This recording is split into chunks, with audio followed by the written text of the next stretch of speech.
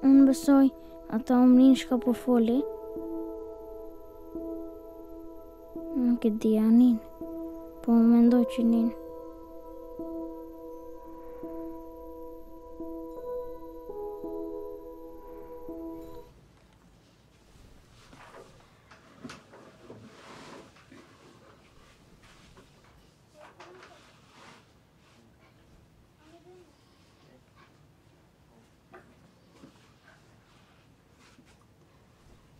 Një patita ka pas qef mjeke, më bo se po pas dëshirë që ta.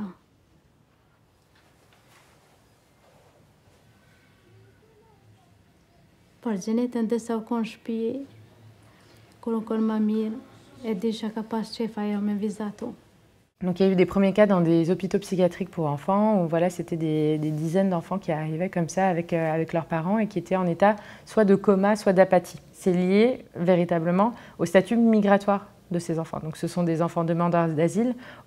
Souvent, ils viennent de minorités ethniques, religieuses ou politiques qui ont été persécutées dans leur pays d'origine. Donc ils ont vécu des traumatismes personnels avant d'arriver en Suède. Et le syndrome de résignation peut être déclenché par exemple, une lettre de refus d'asile qu'ils doivent lire à leurs parents. La responsabilité de devoir annoncer à leurs parents qu'en fait, ils ne pourront pas rester en Suède, que leur avenir n'est plus là, et en plus de traduire ce message-là à leurs parents est tellement... c'est un choc traumatique énorme, ce qui fait qu'il y a une sorte de lâcher prise voilà, dans leur cerveau, et il y a un premier choc où ils vont tomber dans un état de coma profond. Det ser väldigt bra ut det. Det är precis alldeles normalt. Både pulsen och puls 85. Och så ska vi titta på dig här också då.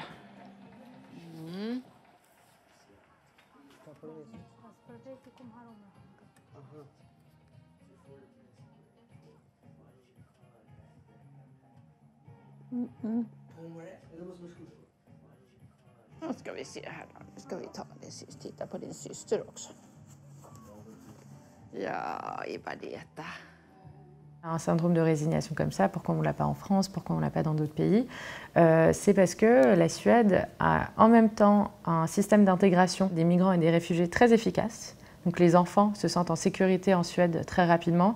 Moi, la plupart des enfants que j'ai rencontrés avaient appris le suédois en moins de 2 mois. Ils s'habituent à la Suède, ils se sentent en sécurité, ils sont bien logés par le gouvernement. Enfin voilà, il y a tous ces moyens-là qui font que finalement, ils se sentent suédois rapidement. Et c'est là en fait qu'émane le traumatisme le plus énorme, parce que tu te sens assimilé, tu sens que tu peux avoir un vrai futur, un vrai avenir en Suède.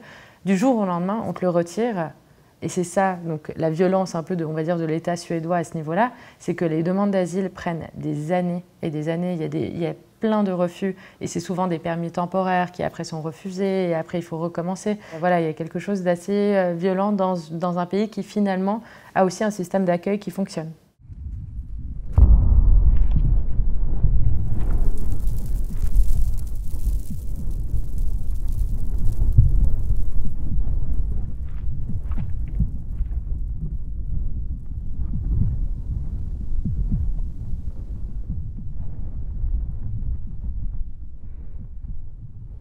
Ibadeta e kom shku atje të Mars.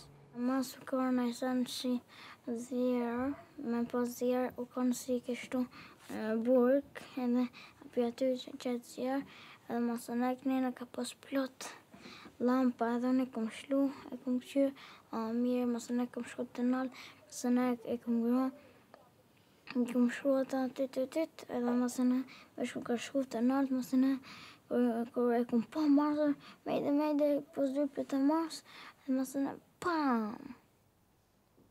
Moi, ce qui m'a extrêmement touchée quand j'ai rencontré Furkan, c'est que c'était pour la première fois que je rencontrais un enfant véritablement triste, avec déprimé. Enfin, il y avait quelque chose comme s'il portait un poids très lourd à l'intérieur de lui-même et comme s'il y avait un peu un effet parallèle, miroir avec ses sœurs, avec le traumatisme de ses sœurs. On sentait qu'il était presque dans l'expression de ce qu'elle ne pouvait pas dire.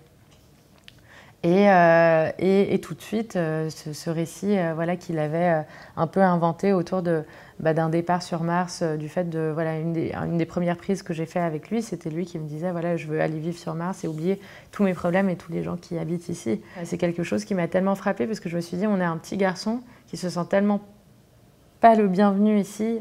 Voilà, même dans tous les pays où il a été sur Terre, qu'il rêve d'aller vivre sur Mars, qui finalement, voilà, c'est un rêve d'enfant, on peut le voir comme quelque chose de très optimiste, mais en fait, Mars aussi, c'est une planète ovniesque, enfin, on n'en sait rien, voilà, où il y a rien qui existe, donc il préférait cet inconnu-là que la réalité dans laquelle il vivait.